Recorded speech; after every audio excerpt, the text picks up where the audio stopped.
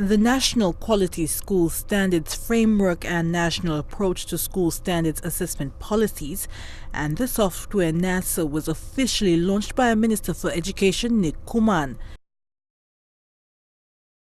The National Quality School Standard Framework and the National Schools New Standards officially launched. Thank you.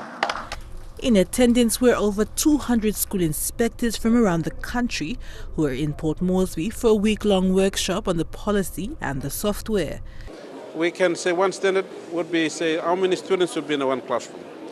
So the minimum standards, that's the other policy that was launched, will set out the minimum standards that a teacher should have, a school should have, and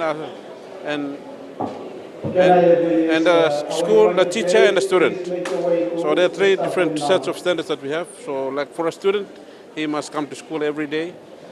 The Education Department aims to improve quality of education, and such policies, when implemented, will raise standards, while the software will enable school inspectors to effectively send advisory reports back to the department from anywhere in PNG.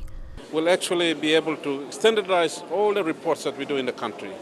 So I, myself, or the AS for inspections, will be able to see the whole country's report on our tablets. Meanwhile, Leonardo Anusim, the software engineer for NASA, had this to say about the product. Put the information on the mobile and then just click post, and it goes through four workflow processes. It goes to the inspector. The inspector has to log in and say he can reject it or accept it.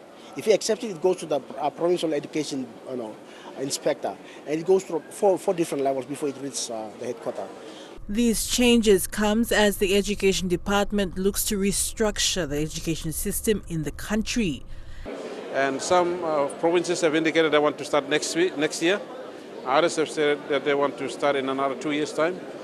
So the implementation across the whole country will not happen all at the same time, but it will be implemented, and it's a government policy. So in that process, we will phase out all the elementary schools and leave only the prep there as a preschool, but grade 1 up to 6 will be in the primary schools.